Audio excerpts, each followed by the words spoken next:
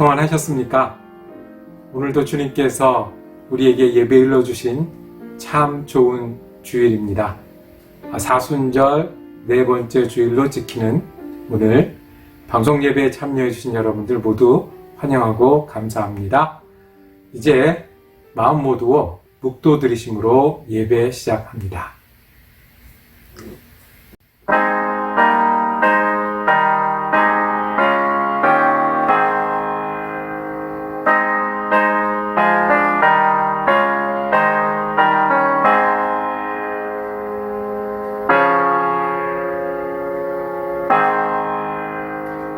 살아계신 우리 아버지 하나님, 하나님의 은혜로 멀리서 가까이서 우리를 예배하는 이 자리에 마음을 모두게 하시니 감사합니다. 살아계신 하나님 앞에 우리가 신령과 진정으로 예배하길 원하오니 주님 임재하여 주시옵소서. 다시 우리의 주님이 되어주시고 은혜의 예배가 되게 하여 주시옵소서. 우리 지금 예수 그리스도 이름으로 기도드립니다. 아멘. 이제 우리 하나님 찬양하실 때 다 같이 찬송가 20장 큰 영광 중에 계신 주 찬양 드리시겠습니다.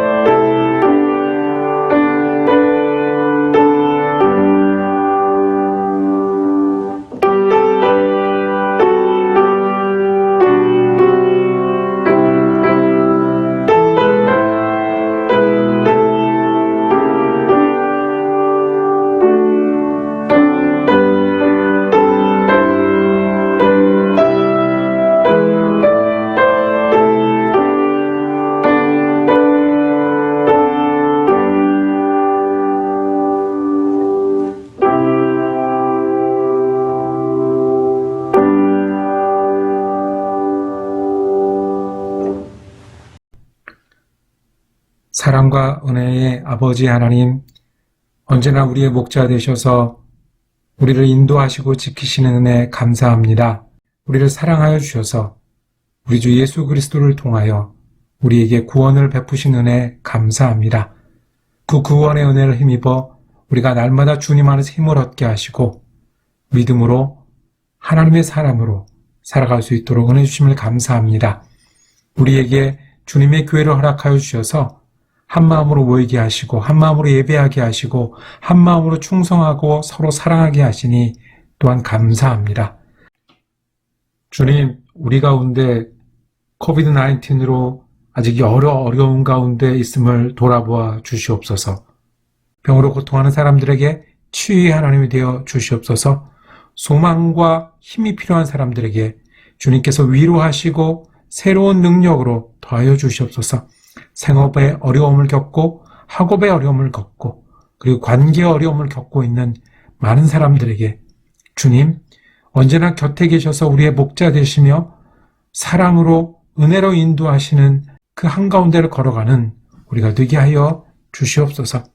아버지 하나님, 코로나19로부터 회복해야 되는 가운데 있습니다. 우리에게 새로운 계절을 주셨듯이 이제부터는 우리가 새로운 꿈을 꾸게 하시고 우리 마음과 믿음을 하나님 앞에 다시 세우게 하여 주셔서 예배를 회복하게 하여 주옵소서. 교육을 회복하게 하여 주옵소서. 친교를 회복하게 하여 주시옵고 주님, 우리가 이웃을 섬기며 하나님을 위해서 일하고자 하는 작은 공동체로 다시 한번 힘을 낼 수 있도록 은혜 더하여 주시옵소서. 아버지 하나님, 우리 가운데 육신이 연약하여 힘들어하며 하나님 앞에 안타깝게 기도하는 기도 있사오니 하나님의 치유의 손길을 더하시고 하나님의 소망의 능력을 더하여 주시옵고 모든 것이 합력하여 선을 이루는 하나님의 역사를 목도하게 하여 주시옵소서. 하나님, 교회를 위해 수고하는 많은 손길들, 충성하는 많은 임원들 기억하여 주시옵소서. 성가대로 하나님의 찬양을 준비할 때마다 하나님 은혜 넘치게 하여 주옵소서. 부장님들이 손으로 발로 수고할 때마다 그 수고의 열매가 끊이지 않게 하여 주시옵소서. 또한 아버지 하나님, 여러 임원들이 교회를 위해서 수고하는 헌신을 하나님 아름답게 받아주셔서 교회와 하나님 나라를 사용하여 주시고 우리 가운데는 주님과 함께 일하는 은혜와 축복이 넘치게 하여 주시옵소서. 사랑하는 아버지 하나님, 우리가 예배 가운데 있습니다. 주님께 찬양 드리고 우리가 말씀을 듣는 시간 되게 하여 주셔서 살아있는 주님의 말씀이 오늘 우리를 향한 말씀이 되게 하여 주시옵소서. 감사드리오며 우리 예수 그리스도 이름으로 기도드립니다. 아멘.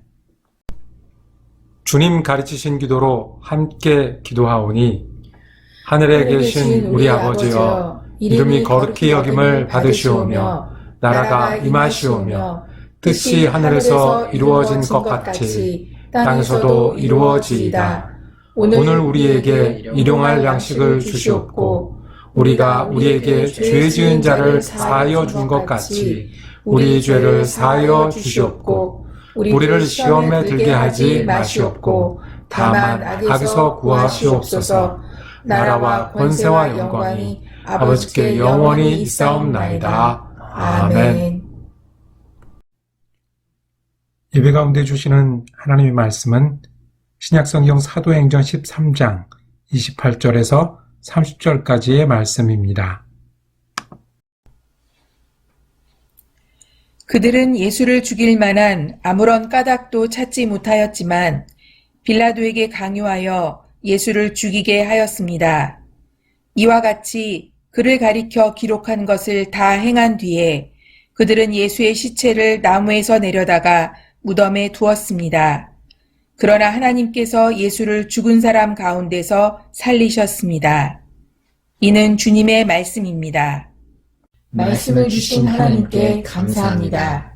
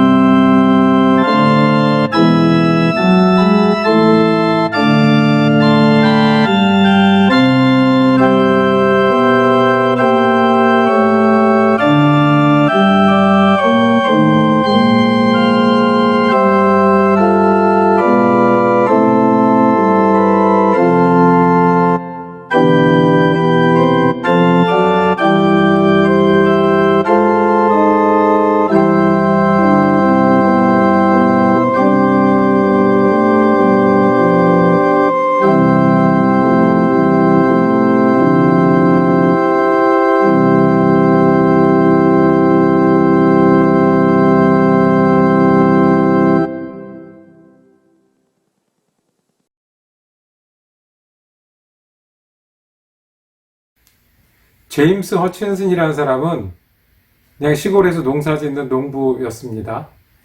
1801년, 꽤 됐죠. 일기처럼 남긴 글에 나타난 그런 이야기입니다. 이분들이 원래 버지니아에 살다가 이제 서부 개척 물결을 타고 켄터키로 온 거예요. 아무것도 없는 곳에, 숲에 나무를 베고 거기서 스스로 자기 손으로 집을 짓고 농토를 이루고 그렇게 살려는 그 꿈을 가지고 그 동부에서 고생하다가 이제 왔습니다. 몇 년이 지난 다음에 있었던 일입니다. 어느 날 전혀 모르는 한 사람이 저녁 때쯤 돼서 말을 타고 자기 집을 찾아왔습니다. 그리고는 자기를 찾는 거예요. 제임스 허친슨이라는 사람을 아느냐고. 내가 그 사람이다 라고 얘기를 했습니다. 이 말을 타고 온 이 나그네, 행색은 굉장히 먼 길을 와서 정말 이제 볼품이 없었는데 이 사람은 저쪽 동부 교회에서 보낸 전도자였습니다. 당신이 동부 교회에다가 편지를 보낸 것을 받았습니다. 그리고 여기 우리밖에 안 살고 다른 이웃을 만나려면 10마일, 20마일씩 떨어져 있지만 그래도 우리를 위해서 목사님, 설교자를 보내줄 수 없습니까? 라는 편지를 받고 저를 보냈습니다. 너무 오래 걸려서 왔습니다.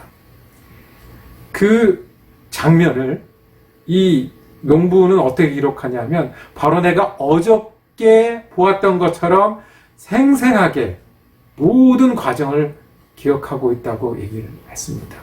너무 기쁘고 너무 감격해서 하나님께서 우리를 위해서 이분을 보내주셨구나. 너무 좋아서 그 다음 이틀 동안은 일을 하지 않고 이 주변에 알리기 시작합니다.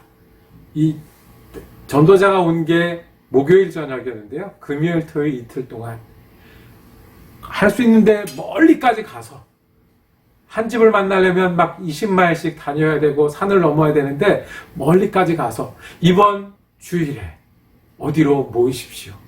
우리 가운데 전도자가 왔습니다. 그렇게 모여서 예배하는 감격적인 장면을 기록해서 전해주고 있습니다. 뭐가 그렇게 좋았을까요? 뭐가 그렇게 생생하게 기억했을까요?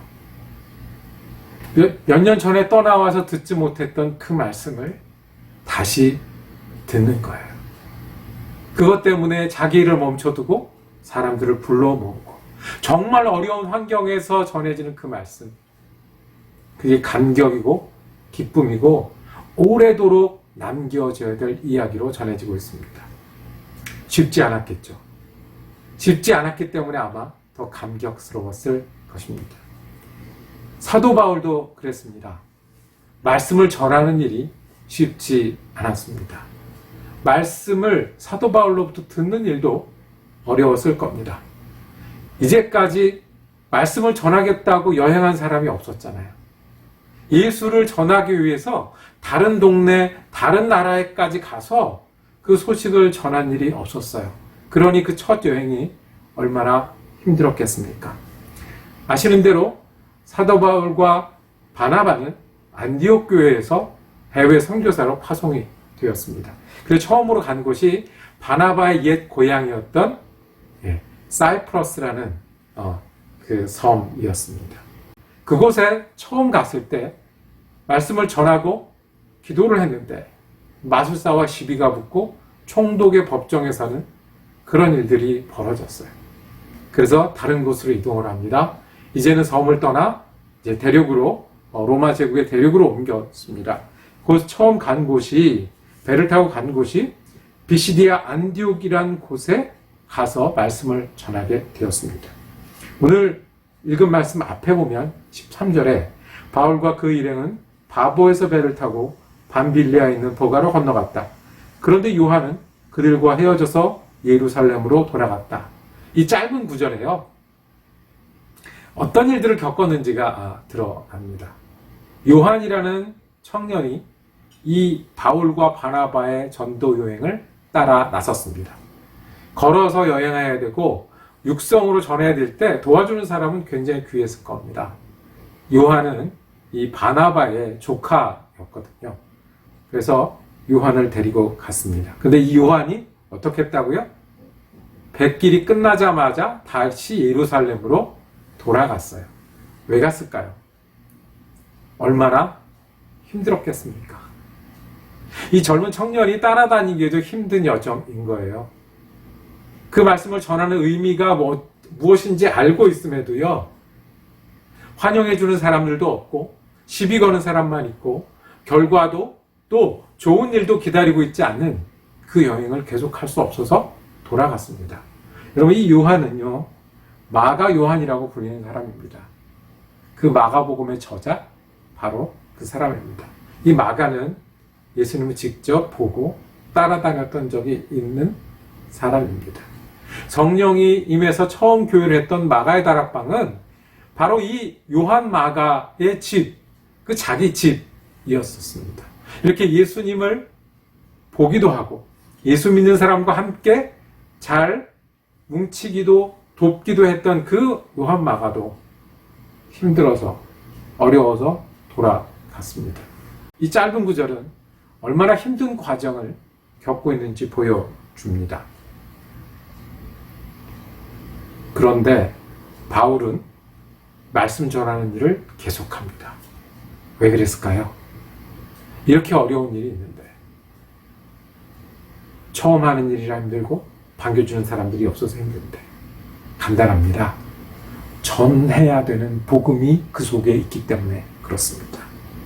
전하고 싶은 말씀이 그 속에 있기 때문에 멈출 수 없었습니다. 들어야 되는 저 영혼들이 들어야 되는 복음이 여기 있기 때문에 멈출 수가 없었을 겁니다. 뒤집어 보면요, 말씀을 듣는 일이 쉬웠던 때가 있었습니까? 참 편하게 재미있게 신나게 말씀 좋다 몇 번이나 되십니까? 말씀이 쏙쏙 들어와서 아주 그대로 그냥 사는 일이 너무 잘 돼 하는 일이 몇 번이나 며칠이나 있었습니까? 힘든 가운데 고생하면서 바쁜 시간을 쪼개서 때로는 졸음을 쫓아가면서 때로는 손해를 보아가면서 때로는 어려움을 극복해가면서 말씀을 듣지 않았습니까? 말씀을 전하는 일은 쉬웠던 적이 있습니까? 지금 젊은 사람들이 교회를 떠난다고 한탄을 하고요. 세상 사람들이 똑똑해지니까 교회를 다니지 않는다고 얘기를 하고요. 그리고 너무 많이 즐거운 일이 있어서 우리가 복음에 기울이지 않는다고 하지만 언제 우리가 말씀을 전하는 일이 쉬웠던 적이 있습니까? 주일날 직장 나오지 않는다고, 제사 지나지 않는다고, 우리랑 다르다고, 고리타분하다고, 지금 이 시대가 어떤데라고 말씀을 전하는 일이 쉬웠던 적이 있었습니까? 그런데 사도 바울은 예루살렘으로 돌아가는 그 배를 요한 마가가 태우고 떠나는 것을 보면서도 계속 했습니다. 이유는 간단합니다. 이 복음은 전해야 될 복음이기 때문에 그렇습니다. 전하고 싶은 복음이 있기 때문에 그렇습니다. 꼭 전해야 할 복음이 있기 때문에 그렇습니다. 그리고 이 복음이 들려줘야 되는 사람들이 있기 때문에 그렇습니다. 미국의 서부 개척 시대 때나 더 오래 전에 선교 여행을 해야 했던 바울의 시대 때나 그리고 지금 우리 때나 말씀을 듣는 일, 전하는 일이 쉽지 않습니다. 그러나 우리에게는 전해야 할 복음이 있고 들어야 될 복음이 있습니다. 그래서 우리는 오늘도 복음을 전하기도 듣기도 합니다. 그 복음이 무엇입니까? 오늘 사도행전 13장 긴 설교가 나오는데 이 바울의 설교는 십자가에 달린 예수를 전하고 있습니다. 바울은 십자가에 달린 예수를 전했고 그 외국에 살던 유대인들의 회당에서 그 복음이 울려 퍼졌습니다. 그 십자가의 복음이 어떤 겁니까? 첫 번째, 십자가는 하나님이 오래전부터 준비하고 계획하셨다는 것입니다. 이 비시디아 안디옥에서 전도를 어디서 했냐면요, 회당에서 했다고 그랬습니다. 회당에 언제 사람들이 모일까요? 안식일에 모이겠죠. 그러니까 이것은 보나마나 안식일 날 회당에 갔습니다. 회당에는 그날 전하고 싶은 말씀 있는 사람들은 순번을 받아서 가르칠 수 있는 그런 기회가 있었거든요. 여행을 온 사람, 그리고 이곳에 앉아있는 사람들은 외국에 나와서 회당에 나온 유대인들 아닙니까? 꼭 우리가 이민자들이 이민교회에 모인 그 모습처럼 외국에 나와서 하나님을 믿겠다고, 여호와 하나님 믿겠다고 회당에 모였는데, 여행 온 나그네가 말씀을 전하기 시작을 합니다. 그 말씀의 주제는 모세에서 시작을 합니다. 모세를 통해서 출애굽을 한 이유가 뭔 줄 아니? 그것은 다윗을 통해서 나라를 세우기 위함입니다. 나라를 세운 이유는 다윗의 자손 중에 누구를 보내기 위해서? 구세주를 보내기 위해서입니다. 이제 이스라엘 역사를 이해하시겠습니까? 이제 구약의 여호와를 이해하시겠습니까? 예수를 보내기 위해서 출애굽도 다윗도 준비하셔서 만드신 일입니다. 십자가의 첫 번째 목소리는 그래서 십자가의 은혜는 하나님께서 오래전부터, 우리가 알기 전부터 우리를 위해서 예비하시고 우리에게 주신 은혜입니다. 유대인들에겐 그렇게 들렸습니다. 우리에게는 어떻게 들려야 될까요? 과학을 붙들고 있는 사람에게 과학의 법칙을 처음 만들고 지금도 운행하는 분이 하나님이라고 전하는 거죠. 이 세상은 즐기기 위해서 사는 거야 라고 말하는 젊은이가 있다면, 즐거움 중에 즐거움은, 느끼고 몸으로 경험하는 즐거움보다 더 큰 즐거움은 우리 가운데 하나님과 사는 즐거움이라고 가르쳐야 되겠죠. 우리가 이 세상에 이치가 있고 운명이 있고 다살의 팔자가 있는 거야 라고 하면 그 팔자 위에 계신 그분이 하나님이고 그분이 은혜를 주셨다고 가르쳐야 되겠죠. 우리나라 처음 기독교가 전해졌을 때 교회 지도자 중에 유명한 길선주 목사님이란 분이 계십니다. 이분은 유학자였습니다. 그러니까 이제 사서삼경을 읽으시는 그런, 그 당시에는 공부하는 그냥 그런 분이었습니다. 이분이 또 관심 가졌던 게 역경입니다. 역경은, 주역은 이제 세상의 이치, 우주의 이치, 자연의 이치, 운명, 이런 것까지 같이 공부하는 거 아닙니까? 그런데 관심이 있었어요. 그런데, 무시하던, 서양으로부터 왔고, 내가 알고 있는 이 세상의 이치와 달라서 무시하던 성경을 구해서 읽고, 그 성경에 감동받고, 무너져 회개하고, 예수를 믿기로 결심합니다. 그때 눈물로 기도하는 게 어떤 내용인 줄 아십니까?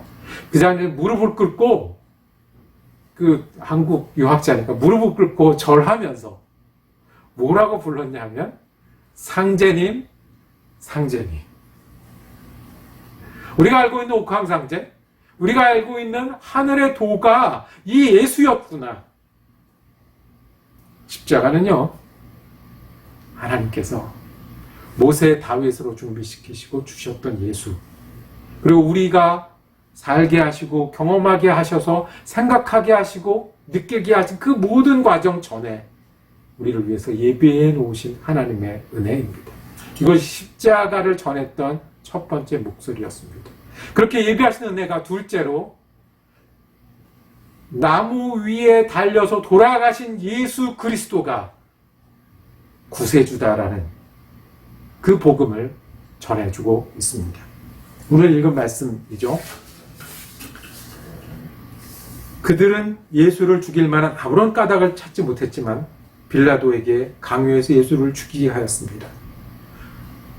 예수라는 사람이 나타났는데, 그 사람이 실은 하나님이 보낸 그 그리스도인데 그 예수를 죽인 사건이 있었다는 겁니다. 너희 이 비시디아 안디옥 로마 제국의 한 마을에 사는 이 사람들아, 저 예루살렘에서 그런 일이 있었어. 혹시 너희들 중에 소문을 들은 사람도 있었겠지. 그런 일이 있었어. 그 다음에 어떻게 됐냐면 그를 가리켜 거룩한 것을 다 기록한 것을 다 행한 뒤에 그들은 예수의 시체를 나무에게 데려다가 무덤에 두었습니다. 진짜로 죽었어. 그런데 하나님께서는 예수를 죽은 사람 가운데서 살리셨습니다. 그래서 그리스도가 되셨어. 그 말씀을 전합니다. 그 십자가 사건, 그 십자가 사건은 예수가 그리스도라는 것을 보여준다고 말씀합니다.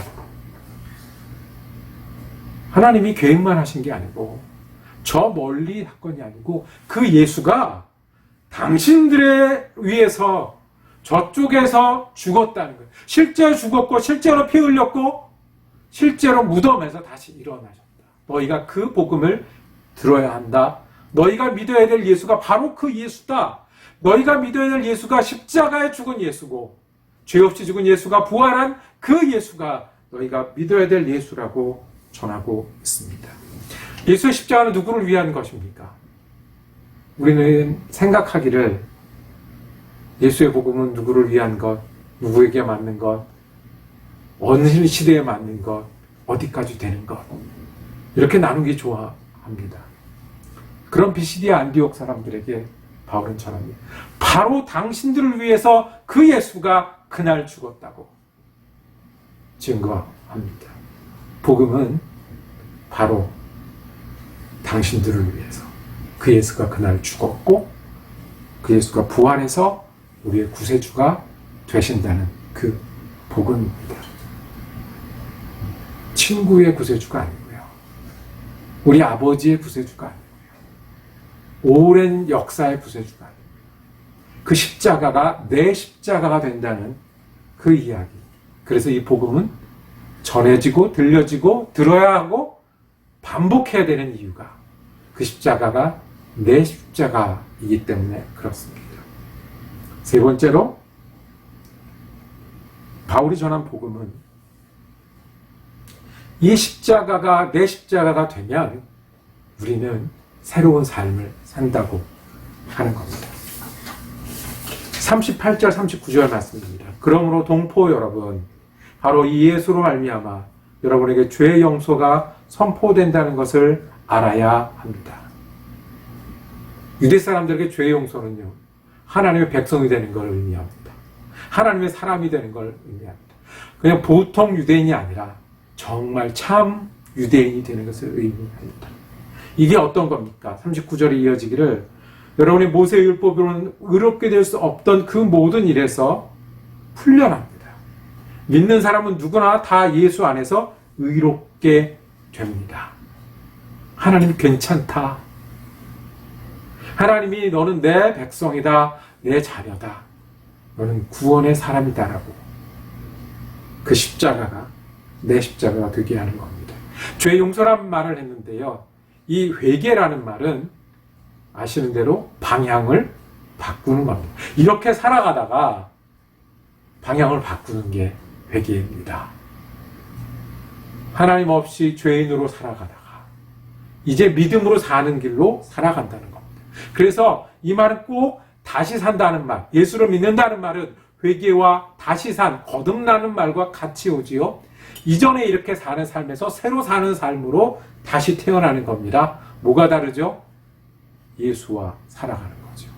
십자가와 살아가는 겁니다. 십자가의 은혜가 이제 내 안에 있어서요. 그 십자가의 은혜와 얘기하고 십자가의 은혜를 따라가고 십자가의 은혜를 누리고 십자가의 은혜를 지키고 살아가기 때문에 예수 안에서 의롭게 되고 새로운 삶을 산다고 말씀하십니다. 이것이 회개고 이것이 거듭나고 새로운 삶입니다. 과거에 이 말씀을 비시디아 안디옥에 있던 사람들이 들었습니다. 그리고 새로운 삶을 살기로 결정하게 됐습니다. 과거에 개척지에서 몇 년 만에 이 말씀을 들었습니다. 그리고 우리가 그런 사람이지 감격했습니다. 과거에만 될까요? 지금도 우리에게 전해지는 복음은 우리는 죄인된 삶에서 그리스도와 함께 사는 삶으로 옮겨서 사는 사람들입니다. 바울이 전한 복음은 십자가였습니다. 그 십자가는 오래전부터 우리를 위해서 준비해 주신 은혜입니다. 그리고 십자가는 예수가 직접 나를 위해서, 사람을 바꿔놓기 위해서 죽으시고 부활하심으로 우리에게 주신 은혜입니다. 그리고 그 십자가를 믿는 사람들은 하나님의 사람으로 하나님과 함께 살아가는 삶을 시작할 수 있습니다. 이것이 들려줘야 되는 복음이고 이것이 전해야 할 복음입니다. 이 복음을 오늘 우리가 반복해서 듣기를 원합니다. 우리 바쁘지요? 슬픈 일도 있고요. 다툴 일은 또 왜 이렇게 많이 있습니까?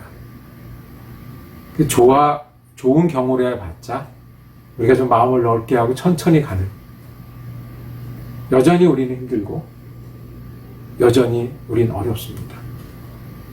만만치 않은데도요, 우리가 힘들고 바빠도 계절이 계속 오잖아요. 우리가 이 팬데믹 때문에 이렇게 힘든데 겨울 지나고 또 봄이 오고요. 계절도 바뀌는데요. 우리가 이렇게 힘든데 하나님은 그것을 아시고 돌보시고 미리 보신 하나님은 우리를 위해서 십자가를 계획하신 하나님이십니다. 그리고 그 십자가의 보혈은 그날 거기서 끝난 게 아니라 누구를 위해서? 나를 위해서. 예수님 말씀하셨습니다.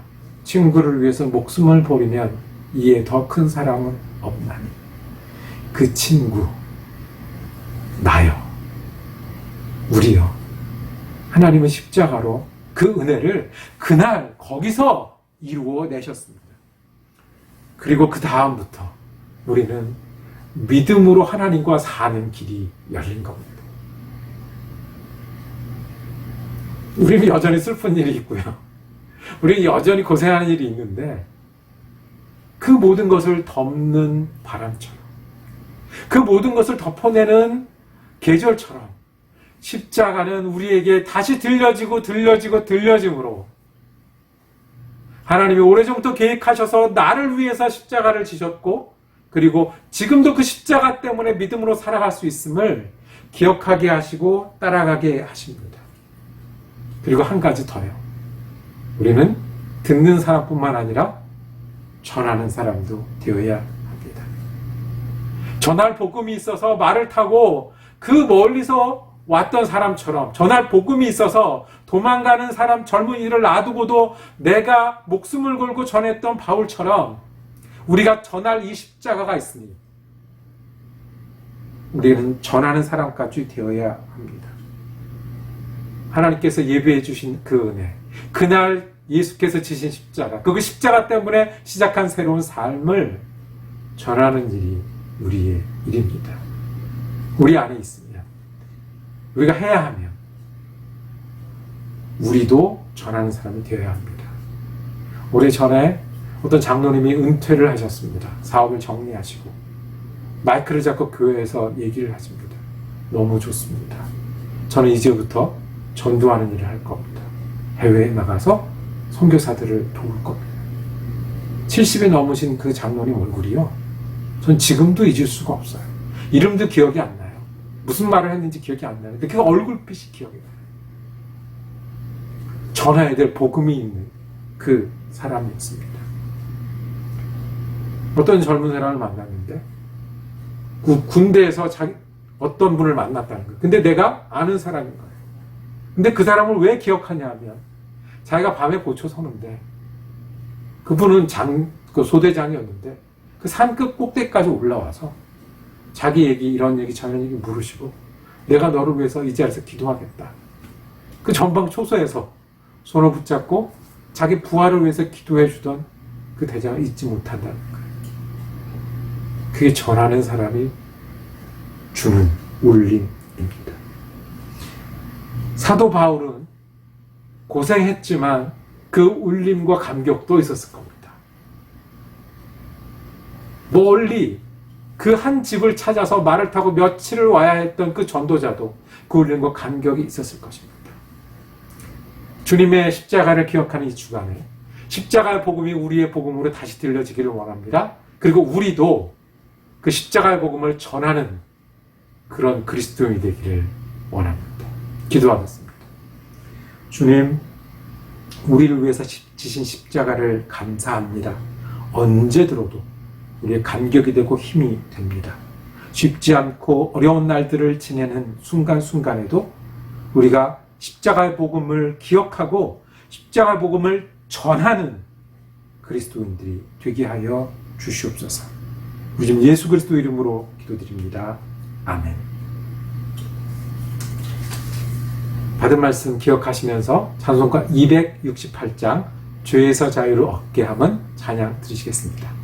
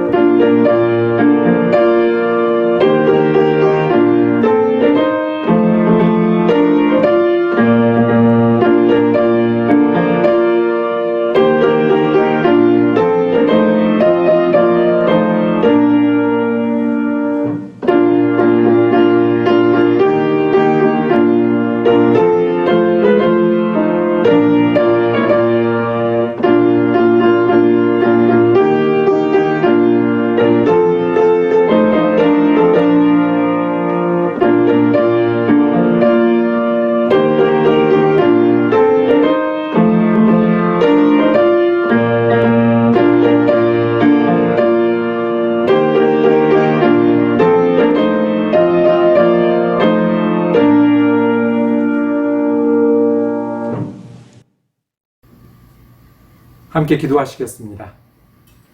주님, 우리가 앞으로 사는 한 주간도 십자가의 은혜 가운데 거하게 하시고 십자가의 은혜를 우리의 말로, 우리의 삶으로 전하며 사는 그리스도인 되게 하여 주시옵소서. 이제는 우리 주님 예수 그리스도의 은혜와 하나님 아버지의 사랑하심과 성령의 위로 교통하심의 역사가 십자가로 인해 주님의 은혜로 살고 은혜 전하기로 다짐하는 사랑 커뮤니티 교회 성도들 머리머리 위에, 그리고 그 가정과 일터 위에 지금부터 영원토록 함께 하시기를 간절히 축원하옵나이다. 아멘.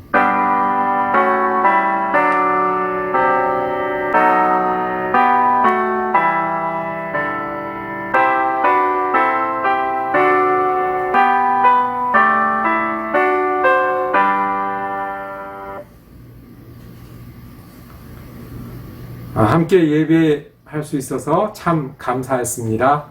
다음 주에 영상 예배로 만나뵐 때까지 은혜롭고 건강한 한 주간 지내시기를 주님의 이름으로 축복합니다.